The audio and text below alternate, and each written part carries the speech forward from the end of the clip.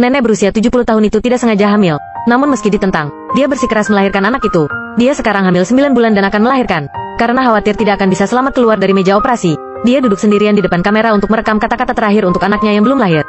Tapi, belum sempat mengungkapkan cinta dan harapannya untuk anaknya, ketubannya pecah. Untungnya, suaminya muncul tepat waktu dan segera mengirimnya ke rumah sakit. Didiagnosis ini adalah air ketuban pecah dini. Jika tidak diobati tepat waktu, dapat menyebabkan infeksi pada janin. Dokter menyarankan operasi cesar segera atau konsekuensinya akan mengerikan. Dia berbaring di ranjang rumah sakit menuju ke ruang operasi dengan kecemasan. Dia pura-pura tenang dan menghibur suaminya agar tidak gugup. Namun sang suami tiba-tiba melepaskan tangannya dan menyaksikan istrinya yang sudah lanjut usia didorong ke ruang operasi. Tidak yakin tentang hidup atau mati, dia menantikan suaminya berada di sisinya. Tapi sampai dokter siap untuk operasi, masih belum ada tanda-tanda suaminya. Apa yang akan Anda lakukan? Bisakah Anda menunggunya sebentar? Saat ini, Chao Yi sedang duduk diam di atap rumah sakit. Dia tidak bisa melihat perut istrinya dibelah. Takut perasaan melihat istri kesakitan tapi tidak bisa membantu. Untungnya, seorang teman lama mengingatkannya tepat waktu. Bukankah istrimu lebih takut darimu? Anda hanya harus tetap di sisinya. Pegang tangannya, itu sudah cukup. Akhirnya, Chao Yi memberanikan diri untuk datang ke ruang operasi. Zizi tersenyum seolah sudah tahu dia akan kembali. Selama operasi, dia menutup matanya dengan erat karena ketakutan.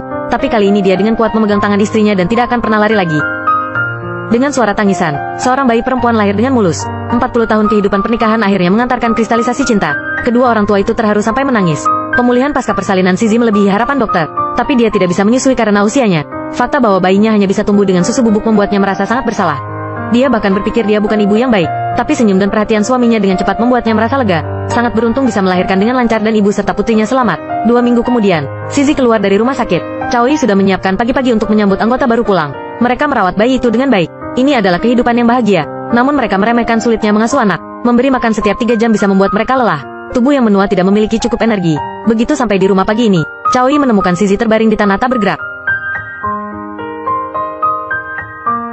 Masih hidup. Ah maaf. Merawat anak itu siang dan malam membuatnya gelisah.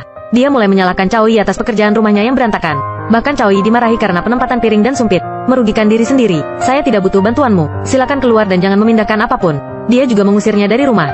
Chao Yi tidak tahu betapa sulitnya bagi istrinya untuk mengurus anak. Chao Yi pulang ke rumah dan meminta maaf kepada Zizi. Tapi dia melihat Zizi diam-diam menangis.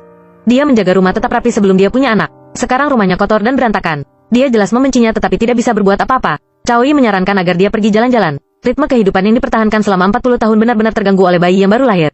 Hanya dengan begitu dia dapat memiliki waktu luang. Sesampainya di rumah, Chao Yi sudah merapikan kamar. Seakan kecelakaan barusan hanyalah mimpi. Keluarga telah melalui proses yang panjang. Sekarang akhirnya bisa tenang. Sejak itu, masing-masing membagi pekerjaan dan bekerja keras untuk membesarkan bayi itu. Hidup juga secara bertahap memasuki periode stabilitas. Tapi itu tidak berlangsung lama. Chao Yi bangun suatu malam karena suara bayi menangis. Bayi itu terus menangis, tetapi Zizi tidak menanggapi. Sangat panas. Zizi.